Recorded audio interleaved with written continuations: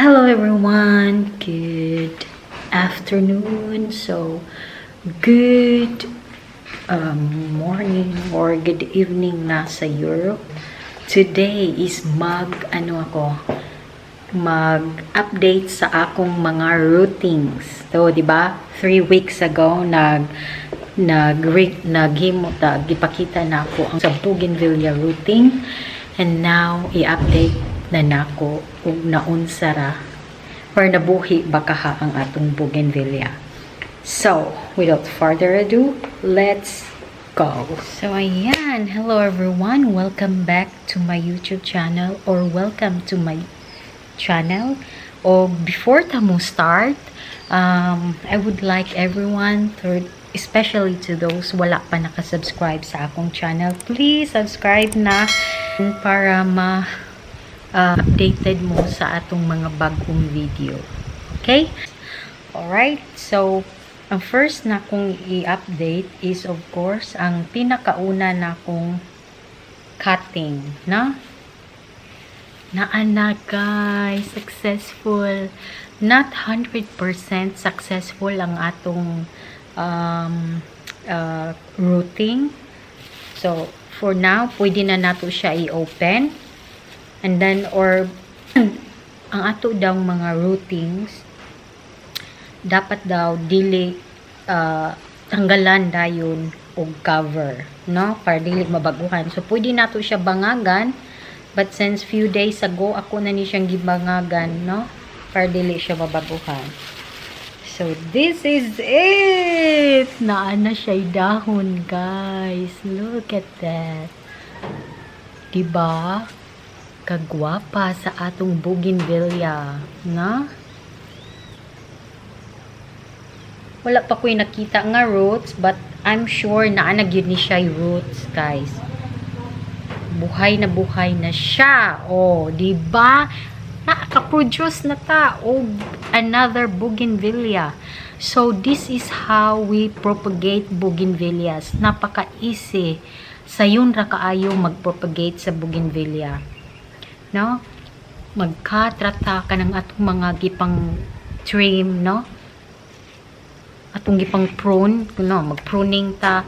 Mura say atong itanom. So, ingana nato pagpadaghan sa atong mga Bougainvillea. So, this one, kauban ni siya sa atong pag-cut sa atong Bougainvillea. Kauban ni sila. Oh my God, nadami dyan akong nails. Hi! Buhay na buhay ang ating rooting or yung mga cuttings natin, guys. Yun. O, mga bagong tubo ito na dahon. Fresh na fresh.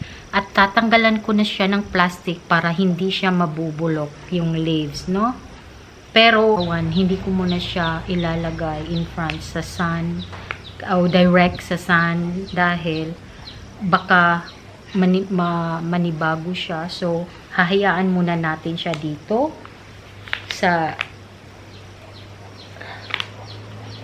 dalawa pala to. Nakapatong. Buti na lang, hindi namatay. So, ayan guys. So, ang gagawin ko dito sa mga bago nating mga tubo or mga rootings, dito ko muna sila ilalagay, hindi masyado maarawan para hindi sila masusunog sa sobrang init ngayon, 'di ba? Ang init pa naman ngayon. So, yan. And then, the next is ito, parang hindi siya nabubuhay. Or, I'm not 100% sure, pero hahayaan ko muna siya dito sa ilalim ng plastic. Pero sa feeling ko lang ha, walang tumubo na dahon. Check lang natin siya.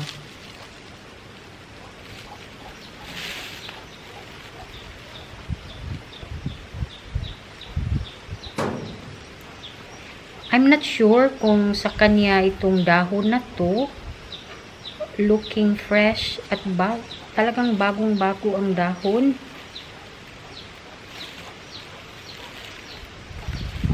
So, baka naman buhay pa siya. Kaya ang gagawin ko, hahayaan muna natin, no? So, guys, next po na ipapakita ko sa inyo is yung mga maliliit natin na cuttings. Ayan. O, diba? Buhay na siya, guys. Mayroon na ring leaf. Maliliit na dahon na no? Buhi na kaayo ang atong bougainvillea. Naana siya yung mga nitubo nga mga dahon. So, tungod kay dili pa kaayo baga ang iyang mga dahon. Ato lang ni open pero dili kaayo, no? Butangan lang nato og bangag.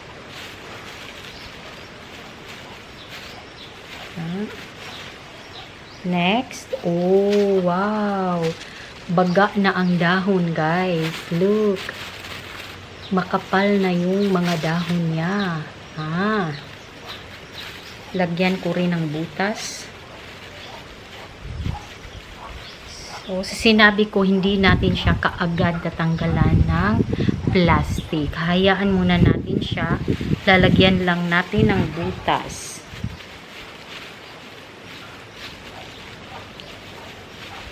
Guys, halos lahat buhay na buhay. Look.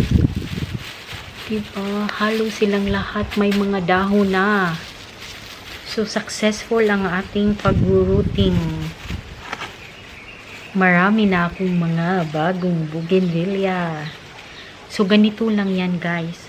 So, sa mga gusto dyan mag-negosyo, magandang business ang bougainvillea. Sa ngayon, guys, wala pa akong balak na mag-business.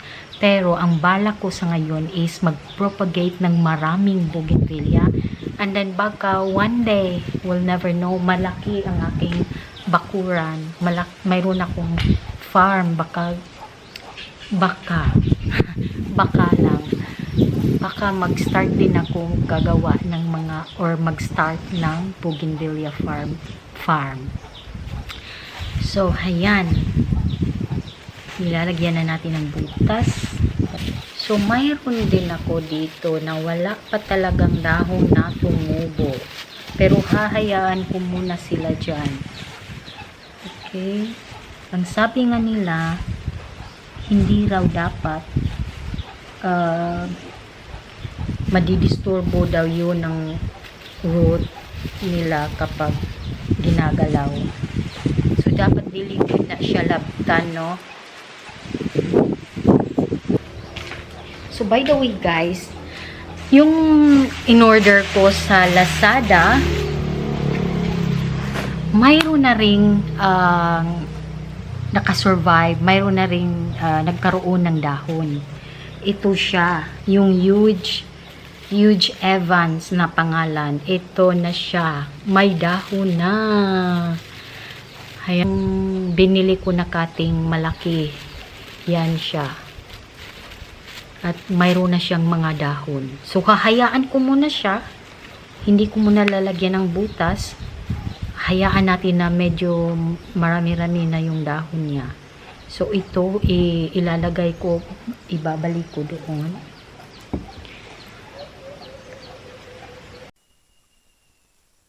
So, ito naman guys, ang pinakauna kong 21J na bougainvillea. Pink, parang may pink violet ang color niya. And super ganda siya nung nabili namin kasi may mga blossoms na siya, malabong yung ano niya, dahon. Tapos ngayon, nagmukha siyang hindi talaga healthy yung mga dahon niya. Sa tingin ko parang nasubraan siya sa mga branches kasi hindi siya tinitriman or pinupruning nung nagbenta sa amin nito. So, I decided to cut here, dito sa stem niya. And then, I am planning to make like grafting in different colors. So, as of now, nagko-collect ako ng 21J na yellow, orange, or red. No? Tapos, dyan ko idudugtong sa mga stem at mga branches. Pero mostly tinatanggal ko lahat. Yung mga small branches, wala na. At tinanggal ko na lahat kahapon, guys. So, it looks like, ano na talaga, kalbo na. At nagagalit yung asawa ko nung kita niya na, oh my God, anong nangyari sa bougainvillea na binili ko sa iyo sa Valentine's Day?